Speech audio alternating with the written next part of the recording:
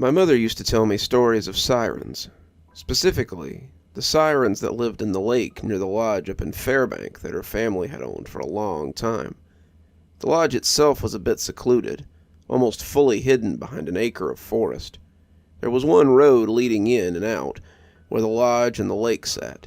To be fair, the path we took was more dirt than road, and it was about a 20-minute drive to the nearest town. We went there every summer while I was growing up, and I always tried my best to search for the sirens my mother talked about. She told me time and time again that it was rare to catch such a supernatural sighting. But when the sky rains down and the winds are swift, you might be able to hear them. They sing above the whistle of the air, crying their blessing to the heavens above that water their lake, nourishing their home with its tears, she would say, her eyes glassy as she spoke, a small, serene smile playing over her lips, as if she was replaying a memory in her head. This, however, was not a satisfactory enough answer for an overly curious mind, and during every visit I would grab my scuba goggles and search the waters as much and as long as I could. I was never able to get too far down below the inky darkness was all that I could see, though, the deeper water far too out of reach from the sunlight above. My father, well, he had no time for such nonsense.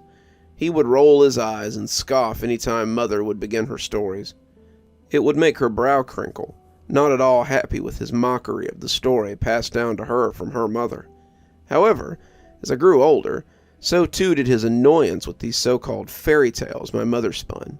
He'd tell her I was getting too old to believe in such things, that her stories were nothing but bedtime tales for young children. This became one of the many arguments that they had throughout their marriage as time went on. As the years continued to go by, their relationship only seemed to get worse, and I was becoming aware of it quickly. There was always this tenseness that hung heavy in the air whenever they would be in the room together for too long. I would have been too young, but I wasn't blind or stupid. I didn't know exactly why their marriage was deteriorating, and I never thought to ask, as it seemed more like grown-up problems that I wouldn't be able to understand. Maybe over all those years, they had both just become different people, different than they had been when they'd first met, and they were no longer on the same page when it came to life goals. I don't know. Slowly, their disdain for each other became harder and harder to hide from me, though.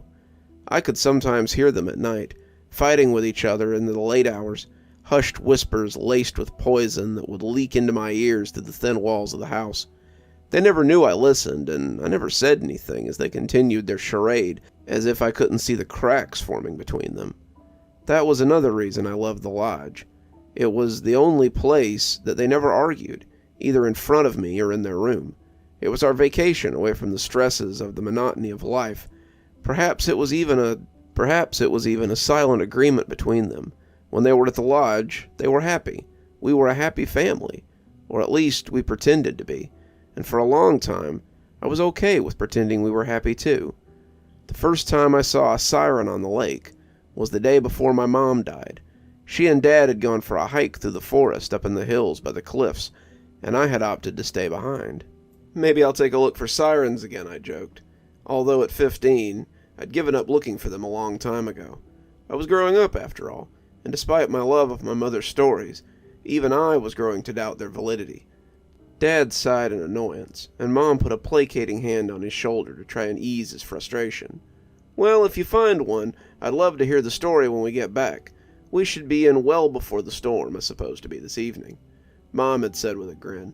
I waved them goodbye as they started their trek and watched them slowly disappear from view as they were swallowed up by the woods surrounding the lake.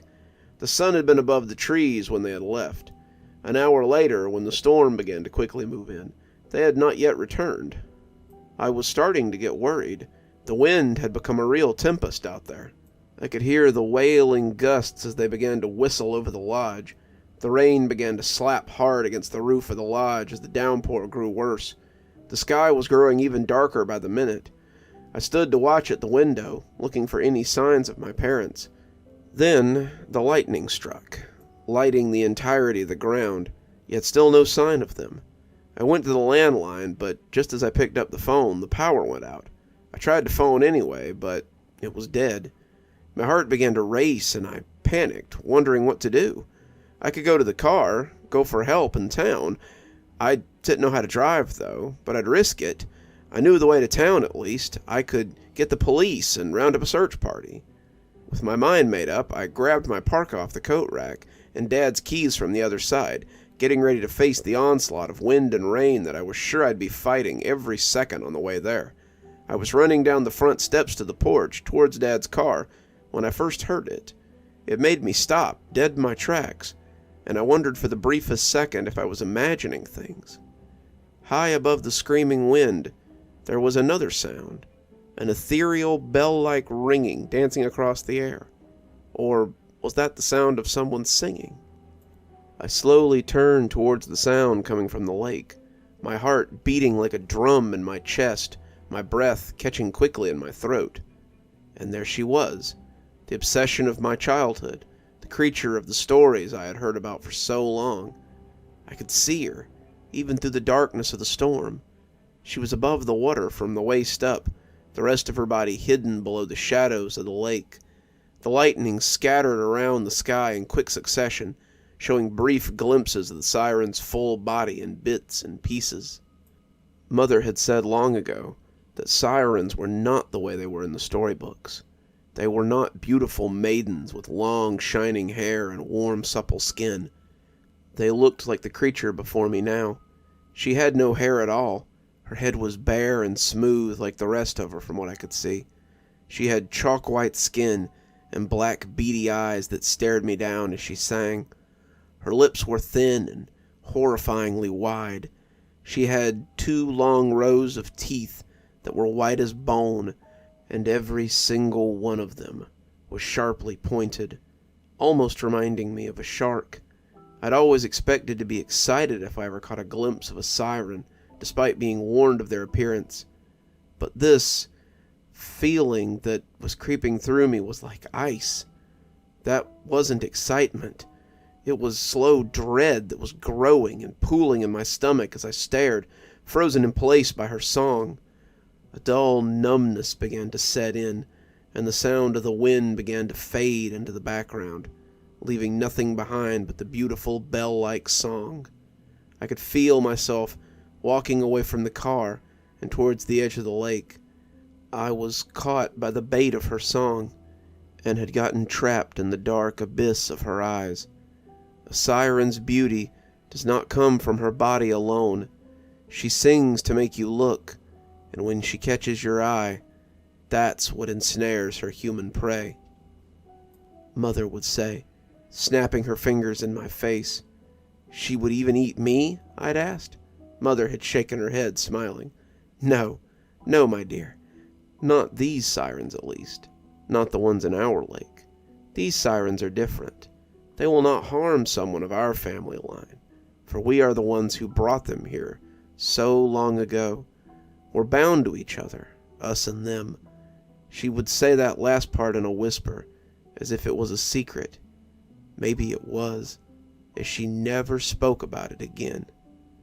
But even now, even remembering her words, I felt a shiver of doom crackle through me as I got closer.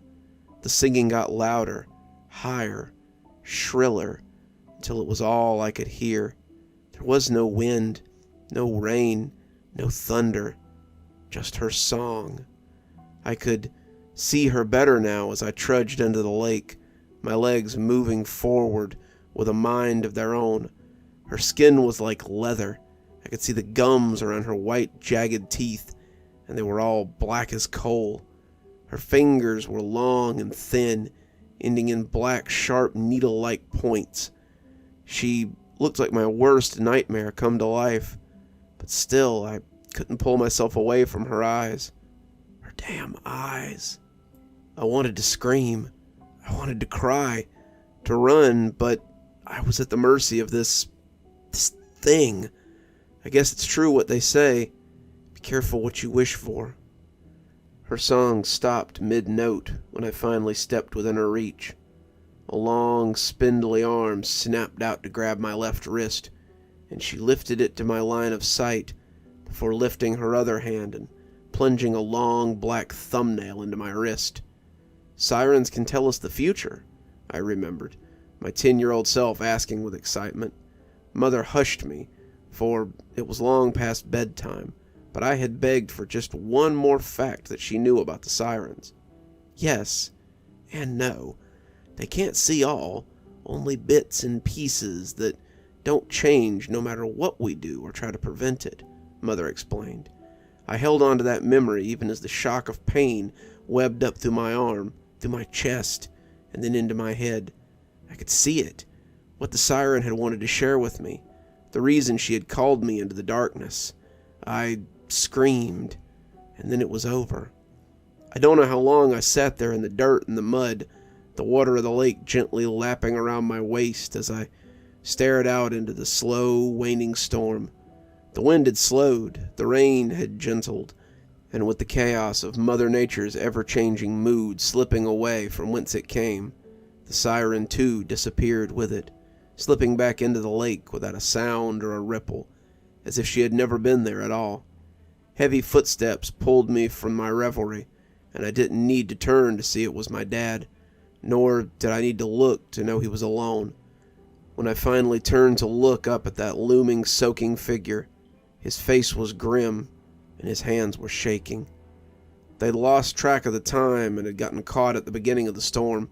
The darkness had overwhelmed them quickly, and even with their flashlights, it was a treacherous journey they had to make back down the trail as they came. Mother had walked a bit too close to the edge of a cliff, and the mud had given way under her steps. Then she fell. Just like that, she was gone.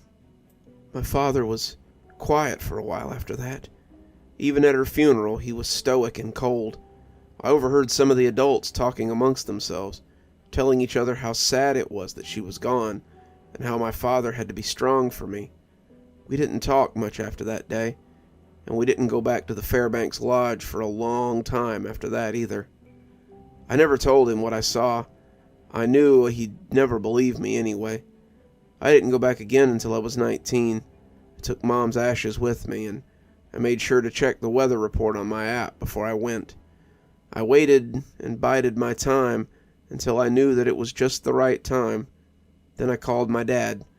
I told him I wanted us to spread Mom's ashes in the lake, and I wanted him to be here. He seemed resistant at first, but after a few minutes of begging, he relented. The wind was beginning to gust just as I saw the Jeep pulling up to the lodge. Rain was beginning to pour down harder when he got out. He was running up towards the porch in an attempt to escape the onslaught of the rain. When he stopped, he could hear it in the wind, the beginning of her song. I stood resolutely on the porch, making a point to avoid the view of the lake to my side. I saw him turn to look, and snap, he was snared. I watched him walk to the shoreline, and I watched him walk into the water. I watched until his head disappeared under the waves of the lake, following the heavy, dangerous voice and eyes of the creatures that lived below the darkness of the water. That day, the first day I ever saw a siren, my mom died, but not because she slipped. I know that because I know how she died. The siren showed me. She showed me how my parents began to fight on their hike, a fight bigger than I'd ever seen them have before. She showed me how in a fit of rage, my father had pushed my mother. He pushed her right off that cliff and to her death below, just as I now sent him to his death below. Like father, like daughter, I guess. I finally allowed myself to look towards the lake, my face devoid of emotion, and I saw her that one last time, the siren who snared me so long ago and had let me go. For I was bound to her, and she was bound to me, and she would not harm me, for I was my mother's blood. The same could not be said of my father. She gave me a subtle nod before disappearing beneath the waves again, leaving no evidence of either her or her visit, except the perfectly round white scar that I would bear on my left wrist until the day I met my end. I sighed as the storm continued to howl around me, creating a whistling sound as it ascended to the sky overlooking Fairbank Lodge. Or is that the sound of someone singing, perhaps? Good evening, everyone. It's me, Dr. Plague. Thank you so much for joining me for tonight's story. If you haven't already, I always suggest hit that subscribe button, maybe go ahead and hit that notification bell so you don't miss any of the great stories that we do here. I've got a link below to my latest book if you'd like to pick up your own copy. Follow the link below down to Amazon, and if you'd prefer a signed one, get up with me. I'm sure we can work something out. If you'd like to support the show in a more monetary way, might I suggest heading on down to Patreon. We have several tiers. I'm sure you'll find something that'll suit you. I always recommend my $10 tier, which is my Ghostly Reader tier. You get a signed copy of my book on your doorstep anytime I write one, which is, on average, about twice a year. Speaking of my awesome patrons, let's go ahead and thank them, shall we? Thanks to Janet for being our Spooky Skeleton tier contributor, and thanks to Winter, Xaronan, Emily Coltsfoot, Stephanie Carrington, Marianne Schuler, Jennifer Damron, and Tyler Parker for being our Ghostly Reader tier contributors. Thanks, everyone. We just couldn't do the show without you. And as always, thanks for stopping by. Dr. Plague, signing off. Have a wonderful evening.